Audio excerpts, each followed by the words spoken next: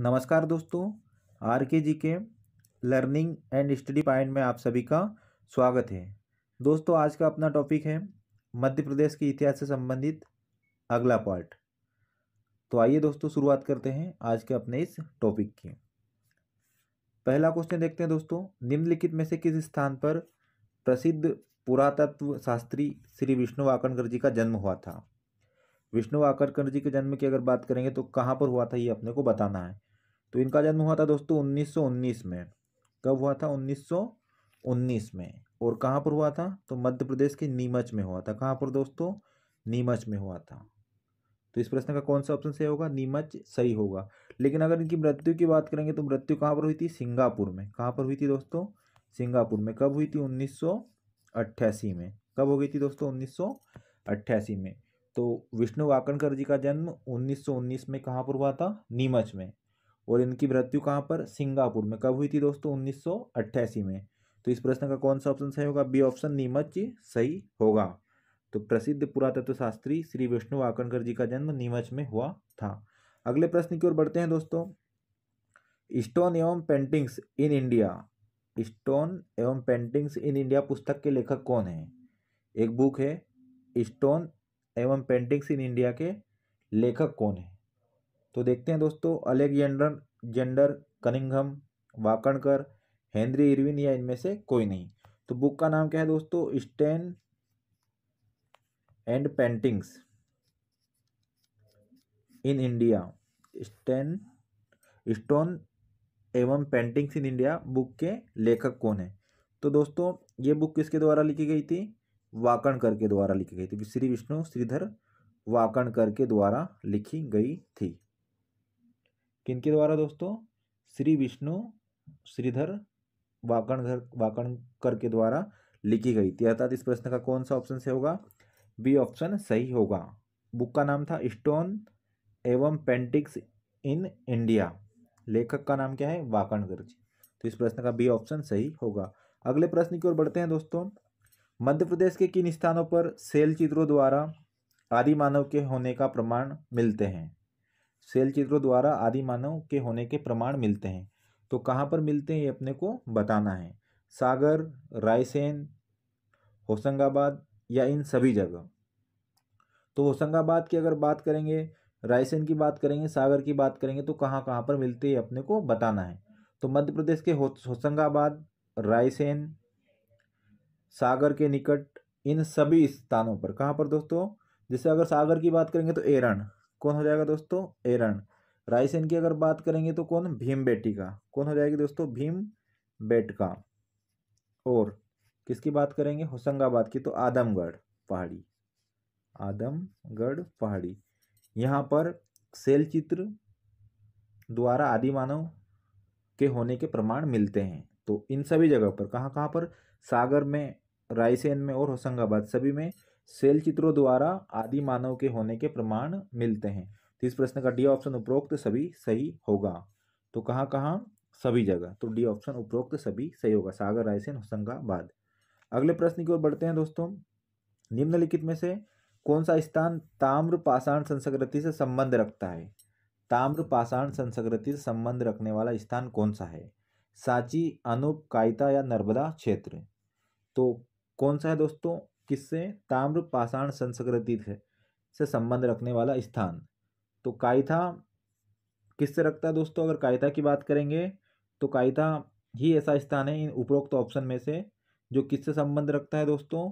तो ये ताम्र पाषाण संस्कृति से संबंध रखता है। कौन सा ऑप्शन सही हो जाएगा? सी ऑप्शन क्या होगा? कायता सही होगा। अगर कायता की बात करेंगे तो कायता कहाँ पर है? उज्जैन के निकट काली सिंध नदी पर स्थित है। काली सिंध नदी के किनारे स्थित है। कहाँ पर?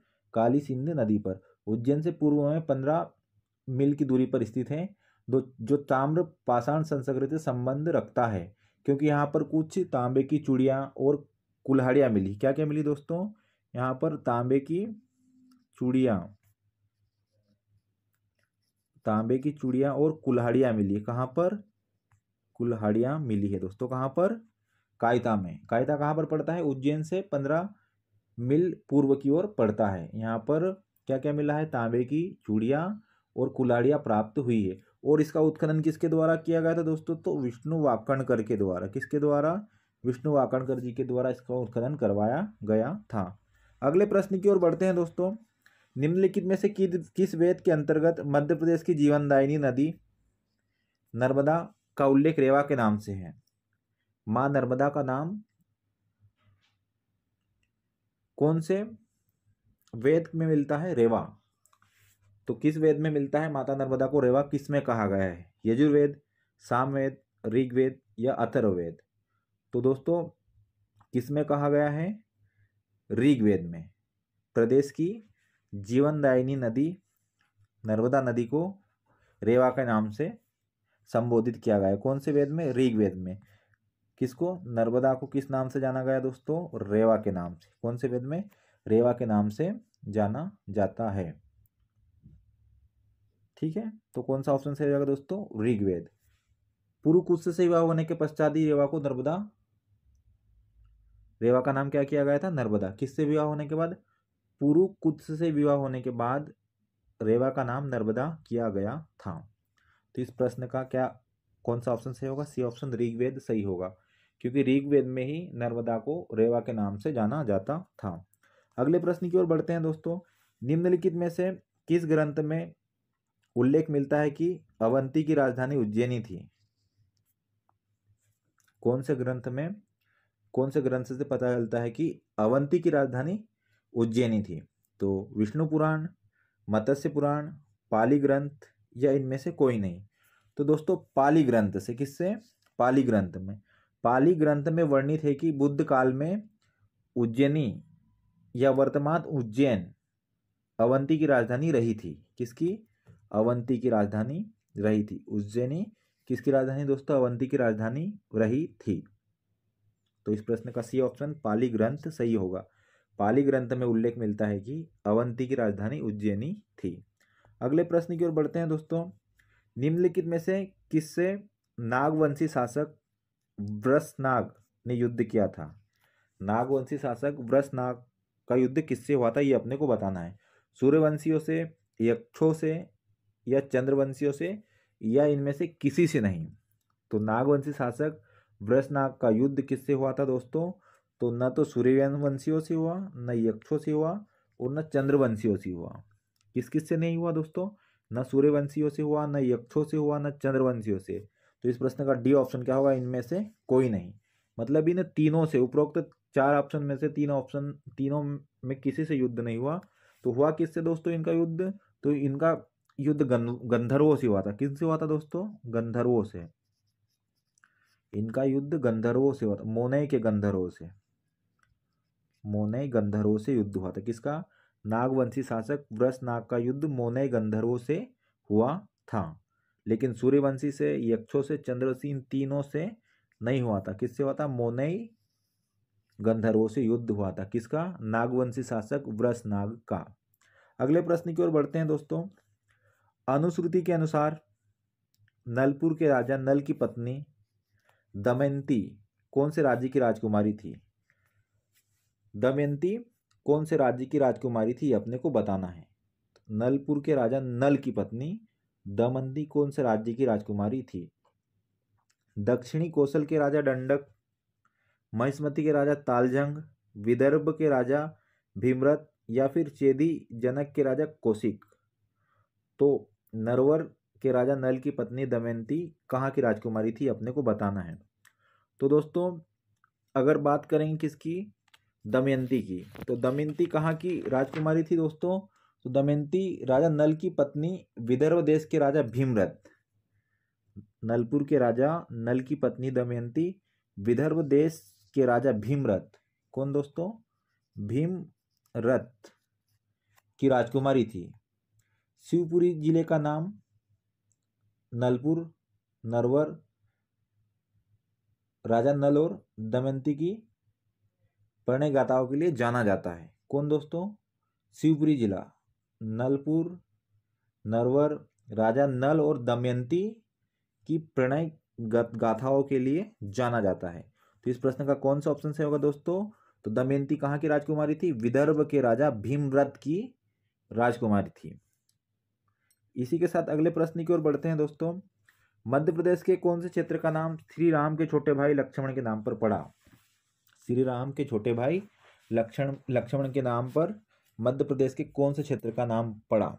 ओरछा, बांधवगढ़, मांडव या इनमें से कोई नहीं। तो दोस्तों लक्ष्मण जी के नाम पर किसका नाम पड़ा था? तो बांधवगढ़ के किले का नाम, किसका नाम दोस्तों? बांधवगढ़। बांधवगढ़ के किले का नाम लक्ष्मण जी के नाम पर पड़ा है। कालांतर में बांधवगढ़ बघेल वंश की राजधानी रही। किसकी राजधानी थी दोस्तों? बघेल वंश की। कौन? बांधवगढ़।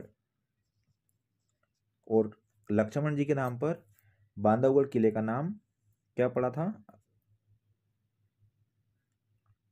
मध्य प्रदेश के बांधवगढ़ का नाम लक्ष्मण जी के नाम पर पड़ा था। तो इस प्रश्न का बी ऑप्शन सही होगा, बांधवगढ़, जो किसकी राजधानी रही? बघेल वंश की राजधानी रही है। अगले प्रश्न की ओर बढ़ते हैं दोस्तों। यादव वंश के शासक कौशिक ने मध्य प्रदेश के कौन से क्षेत्र में अपना साम्राज्य स्थापित किया? यादव वंशी शासक कौशिक ने मध्य प्रदेश के कौन से क्षेत्र पर अपना शासन स्थापित किया था? तो निमाड़, मालवा, बघेलखंड या बुंदेलखंड। तो किस पर शासन किया था दोस्तों, ये अपने को बताना है। तो यहाँ पर उसने यादव वंश के शासक कौशिक ने किस पर दोस्तों? तो यादव वंश के शासक कौशिक ने यहाँ पर मध्य प्रदेश के कौन से क्षेत्र में? बघेलखंड क्षेत्र में। कौन से क्षेत्र में दोस्तों? बुंदेलखंड क्षेत्र में। सॉरी दोस्तों, किस में? बुंदेलखंड में। कहाँ पर शासन किया दोस्तों? बुंदेलखंड में। कहाँ पर? बुंदेलखंड में शासन किया। अगर बात करेंगे कौशिक जी की, तो तालजंग के समकालीन विदर्भ के यादववंशी शासक कौशिक ने अपना साम्राज्य विस्तार करके चर्मवती नदी अर्थात चंबल नदी और शक्तिमती अर्थात केन नदी के मध्य बुंदेलखंड, वर्तमान बुंदेलखंड क्षेत्र में अपना राज्य स्थापित किया था, जो प्राचीन काल में चेदी महाजनपद कहलाया। क्या कहलाया दोस्तों? चेदी महाजनपद। प्राचीन काल में चेदी महाजनपद कहलाता था। और कौशिक ने कहाँ पर शासन किया था दोस्तों? बुंदेलखंड में। चंबल नदी और कौन सी? केन नदी के मध्य जो राज्य स्थापित किया था उसका नाम क्या था? वर्तमान बुंदेलखंड। तो वहां पर किसके द्वारा शासन किया गया था दोस्तों? कौशिक के द्वारा शासन किया गया था। इसी के साथ अगले प्रश्न की ओर बढ़ते हैं दोस्तों। रामायण काल में भगवान श्री राम ने 14 वर्षों के वनवास का अधिकांश समय कहाँ व्यतीत किया? अगर श्री राम की बात करेंगे दोस्तों, तो जब 14 वर्ष का वनवास हुआ था तो उन्होंने उपरोक्त दिए गए ऑप्शन में से कहाँ पर सबसे ज़्यादा समय व्यतीत किया, ये अपने को बताना है। पंचमढ़ी, चित्रकूट, दंडकारण्य या अमरकंटक। तो कहाँ पर किया था दोस्तों? सबसे ज़्यादा समय व्यतीत भगवान श्री राम ने 14 वर्ष के वनवास का अधिकांश समय 11 वर्ष से अधिक का समय चित्रकूट में व्यतीत किया। कहाँ पर दोस्तों? चित्रकूट में व्यतीत किया। 11 वर्ष से अधिक का समय कहाँ पर? चित्रकूट में। 14 वर्षों में से 11 वर्ष कहाँ पर? चित्रकूट में व्यतीत किए। तो इस प्रश्न का कौन सा उत्तर सही होगा दोस्तों? बी ऑप्शन, चित्रकूट सही होगा। चित्रकूट में ऋषि अत्रि एवं सती अनुसुईया के आश्रम में अतिथि बनकर व्यतीत किया। किसके आश्रम में दोस्तों? ऋषि अत्रि एवं सती अनुसुईया के आश्रम में अतिथि बनकर समय व्यतीत किया। कितने वर्षों? 11 वर्ष से अधिक समय कहाँ पर? चित्रकूट में व्यतीत किया। अगले प्रश्न की ओर बढ़ते हैं दोस्तों। आदिकवि वाल्मीकि का आश्रम किस नदी के तट पर था? आदिकवि वाल्मीकि का आश्रम किस नदी के तट पर स्थित था? तो अगर बात करेंगे तो भागीरथी, कालिंदा, स्वर्ण या तमसा। भागीरथी गंगा, कालिंदी की अगर बात करेंगे तो यमुना, स्वर्ण की बात करेंगे तो सोन और तमसा की बात करेंगे तो टोंस। तो वाल्मीकि जी का आश्रम किस नदी के तट पर था दोस्तों? तो तमसा नदी के तट पर था, अर्थात टोंस नदी के तट पर आश्रम था। किनका? आदिकवि वाल्मीकि जी का आश्रम। तो उपरोक्त ऑप्शन में कौन सा ऑप्शन सही होगा दोस्तों? तमसा नदी। तो तमसा नदी के तट पर आदिकवि वाल्मीकि जी का आश्रम स्थित था। अगले प्रश्न की ओर बढ़ते हैं दोस्तों। निम्नलिखित में से किस स्थान पर राजा मुचकुंद की गुफा स्थित है? उपरोक्त दिए गए ऑप्शन में से कहाँ पर मुचकुंद जी की, राजा मुचकुंद जी की गुफा स्थित है? भिंड, मुरैना, खंडवा या खरगोन? तो पुराणों के अनुसार देवासुर संग्राम के बाद मुरैना जिले के अंतर्गत आने वाली एक गुफा में राजा मुचकुंद ने विश्राम किया था। जहां पर राजा रुके थे और उन्होंने वहां पर आराम किया था, उसी गुफा को किस नाम से जाना जाता है दोस्तों? मुचकुंद के नाम से जाना जाता है। किस नाम से दोस्तों?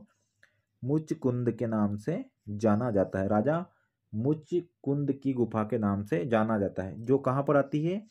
मुरैना जिला में पड़ती है। कहाँ पर दोस्तों? मुरैना जिला में, जहाँ पर राजा रुके थे और वहीं पर इन्होंने आराम किया था, तो उस गुफा का नाम क्या पड़ गया? राजा मुचकुंद गुफा पड़ गया। तो इस प्रश्न का बी ऑप्शन मुरैना सही होगा। अगले प्रश्न की ओर बढ़ते हैं दोस्तों। भगवान श्री कृष्ण के गुरु का क्या नाम था? भगवान श्री कृष्ण के गुरु का नाम क्या था? ऋषि कश्यप, ऋषि जमदग्नि, ऋषि वशिष्ठ या ऋषि अंगिरा? तो दोस्तों भगवान श्री कृष्ण के गुरु का नाम क्या था? ऋषि अंगिरा। क्या नाम था दोस्तों? ऋषि अंगिरा। किनका नाम था? भगवान श्री कृष्ण के गुरु का नाम। और भगवान श्री कृष्ण के साथ में बलराम और सुदामा जी ने, किन्होंने दोस्तों? बलराम और सुदामा जी ने शिक्षा ग्रहण की थी। कहाँ पर? उज्जैन के संदीपनी आश्रम में। कौन से आश्रम में दोस्तों? संदीपनी आश्रम में।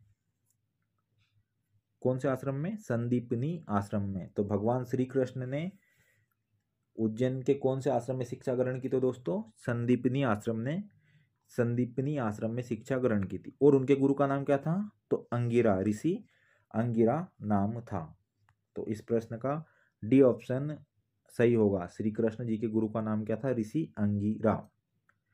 आज के लिए इतना ही काफ़ी दोस्तों, मिलते हैं अगले वीडियो में। तब तक के लिए जय हिंद, जय भारत। आप सभी दोस्तों का बहुत बहुत धन्यवाद।